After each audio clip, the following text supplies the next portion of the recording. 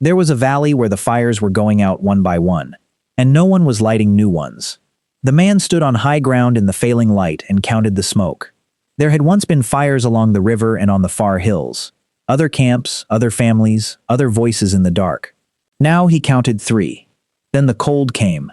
The hunts failed, and there were 2. He did not have words for extinction, but he understood that he was watching something end that had never ended before. Not a family, not a band. Everyone. The world was emptying of people. Each winter took more than the summers could replace.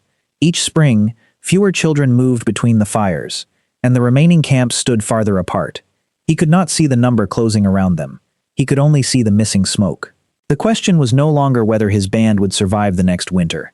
It was whether there would be anyone left at all. This is the strangest kind of disaster, because nothing dramatic announces it. No single night decides it. There is no flood, no fire, no one enemy to name. There is only the arithmetic, and the arithmetic is merciless. A very long time ago, deep in the era before our own kind existed, when the humans on the Earth were an older, earlier sort, something drove the entire human population down toward the edge of nothing. The traces of it are written not in bone but in us, in the genetic record every living person still carries. A long, narrow choke point far back in our ancestry. A stretch of time when the number of humans able to have children may have collapsed to something almost impossibly small. Not millions, not hundreds of thousands. By some readings, a breeding population you could number in the low thousands, perhaps, at the very worst of it, little more than 1,000 souls holding the entire future of the human line. Hold that against the scale of a species. Around 1,000 individuals, scattered thin across a continent, standing between everything that came before and everything that would ever come after. And it did not last a year, or 10. This choke point may have held for an almost unimaginable stretch. Tens of thousands of years, perhaps well over 100,000. A near-endless age in which our ancestors lived permanently on the knife's edge of vanishing. Generation after generation born into a world with almost no one in it. That is the catastrophe the man on the high ground was living inside without a name for it. Not a single terrible night, but a slow tightening that lasted longer than all of recorded history many times over. The wonder is not that it nearly ended us. The wonder is that anyone walked out the far side of it at all. Feel why a small number is a death sentence, and not merely a hardship. You have to understand what a scattered, shrinking population actually loses. Start with the simplest cruelty. People need other people to make more people. And when a population thins past a certain point, the finding of one another becomes the whole problem. A young man grown and ready to start a family has to travel further to find anyone to start it with. The distances between camps stretch. The paths grow cold. A band that once sat within a day's walk of 3 others now sits alone. And a death that once meant grief now means a gap that cannot be filled, because there is no one nearby to fill it. Then the losses begin to compound, and this is where it turns truly dangerous. A large group carries a margin. Lose a skilled hunter, and someone else knows the trick of the hunt. Lose an elder in the winter, and another still holds the memory of where the water runs in a drought, which plants heal and which kill, how the herds moved in the terrible year their grandfather spoke of. Knowledge, in a world with no writing, lived only in living heads, and a small band is a small library. One death from losing a book that can never be written again. When the people thin, the knowledge thins with them, and a group that forgets how to survive the next hard season does not get a second chance to relearn it. And under all of it ran the quiet biological trap. A tiny population breeding within itself, generation after generation, grows dangerously alike. The variation that lets a species weather sickness and change slowly draining away, until a single new illness or a single shift in the climate could take not just a band, but the whole thin thread at once. Fewer people did not only mean lonelier, it meant more fragile, in every way at once, and the fragility fed on itself. So what did they do, these people standing at the edge of the end? They did the only thing that has ever worked. They pulled together. When the fires grow few, you do not stay on your hill and starve with dignity. You go to the smoke. The scattered remnants of a collapsing world began, of necessity, to draw in toward one another. Bands that might once have kept their distance now merging, because a group of 40 has a future, and a group of 8 does not. The man on the high ground would gather what was left of his people and walk them toward the nearest of those last 2 columns of smoke, and the 2 half-bands would become one whole one, and in that joining was the only arithmetic that pushed back against the closing hand. Together they could hunt the large animals no small party could bring down. Together they could keep more children alive through the winter, spread the watching, pool the fragile knowledge before the ones who carried it were gone. Together, a handful of doomed remnants could become a single group just large enough to have a tomorrow. But pulling together carried its own hidden blade. To merge was to concentrate, to put all the remaining people, every last one, into a single fragile basket. And a single basket, in a world that had already proven it could kill without warning, was one catastrophe away from holding nothing at all. Walk beside him on that journey toward the far fire, because the arithmetic only means something when you feel it in one man's body. He carried a child that could not yet walk the distance, and he led another by the hand who could, and behind him came what was left of his band. Too few of them, and he knew the exact number without counting, the way you know the number of your own fingers. Every face was one he could not afford to lose. There was no stranger among them anymore. There had not been a stranger in years. When the world holds only a few thousand people, everyone you meet is, in some real way, family, and every death is the death of someone irreplaceable. That was the particular weight of it. In a full world, grief is terrible but survivable. The group closes around the wound and goes on. In his world, there was almost no group left to close. Each person who died took with them not only a life but a share of the future. A hunter who would have fed children not yet born. A young woman whose children would have been among the only children. An old man whose memory was the last copy of something no one else had learned. He had watched the loneliness do its slow work on the ones who gave up. The hunter who stopped believing there was anyone left to hunt for.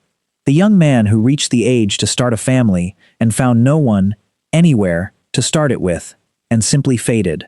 Not from hunger, but from a kind of cold that got into the spirit before it got into the body. That was the real predator in this story. Not the winter, not the beasts. The emptiness itself, the growing silence of a world with the people going out of it. He kept walking toward the smoke because the smoke meant there were still others, and as long as there were others, the arithmetic was not yet finished. And here the ground shifts, because his people were not failing alone.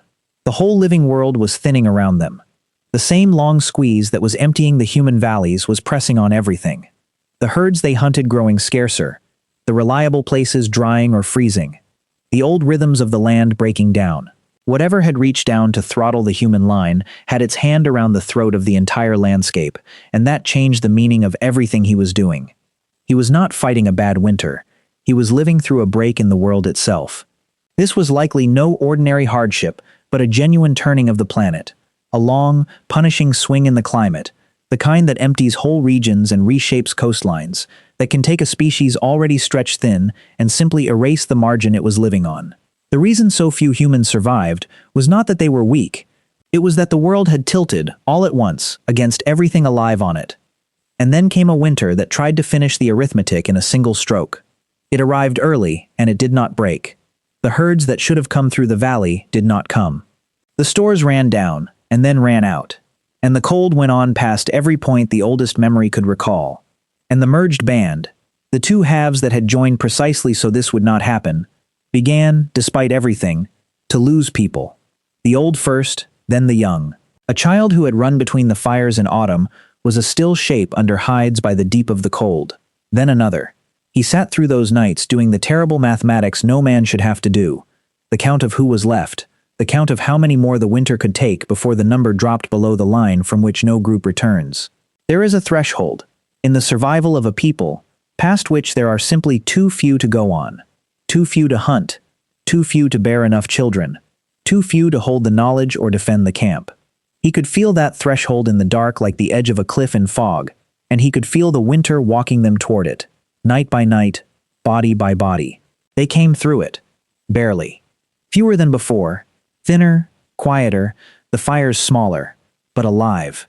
When the light finally lengthened, and the first herds returned to the valley, and he understood something that spring that was worse than the winter itself. They had survived this one. But the world was not going to stop. There would be another winter like it, and another, stretching out past anything he could imagine. And the band was smaller now than when the cold began. The hand was still closing. The light came back, and the herds returned to the valley, and it should have felt like winning. It did not. The man walked out onto the thawing ground in the first real warmth and did the thing he could not stop himself from doing. He counted. He counted the people at the fire, and he counted the empty places where people had been in the autumn, and the second number had grown while the first had shrunk. The winter was over. The band was smaller. And the spring, which should have been the season that refilled the world, only showed him how much of it the cold had taken and would not give back. This is the part of a slow catastrophe that breaks a person quietly. Not the crisis, the aftermath. In the depth of the winter, there had been something to do. Hunt, ration, hold on, keep the fire fed, survive the night in front of him. Now there was only the long, level truth of it laid out in the spring light. Fewer hands, fewer children. A camp that had contracted, again, the way it had contracted the winter before, and the winter before that. He sat in the sun and felt no warmth in it, because he had finally let himself understand the shape of the thing. It was not a bad year. A bad year you recover from. This was a direction. Every turn of the seasons left them with a little less than the last, and nothing he could see was going to reverse it. A man can fight a wolf. He can outlast a storm. He did not know how to fight a number that only ever went down. And in that quiet, emptied-out spring, with the danger seemingly past, the deepest fear finally spoke plainly in him. It was not that they would die this year. It was that they might be the last ones who remembered how to live at all. But something was happening underneath the loss that he had no way to see, and it is the thing that turns this whole story around. The people surviving that long squeeze were not simply the leftovers of a dying world. They were being sifted. Every winter that took a band down to its hardest core left behind the ones who could cooperate the most tightly, share the most fairly, hold knowledge the most carefully, and bind a shrinking group together instead of letting it scatter. The catastrophe was not only subtracting people, it was, without any purpose and without any mercy, selecting for exactly the traits that let a handful of humans function as a single mind. He was, though he could never have known it, one of the sifted. Because look at what he did with his fear. He did not hoard against his own band. He did not abandon the weak to stretch the food, though the cold arithmetic might have whispered it. He counted the smoke and walked his people toward the other fires. He pooled the old man's memory before the old man died. He kept the children alive at a cost to himself he never spoke aloud. Every one of those was a choice that made a tiny, fragile group survivable. And the winters were quietly killing off, generation by generation, the bands that could not make those choices.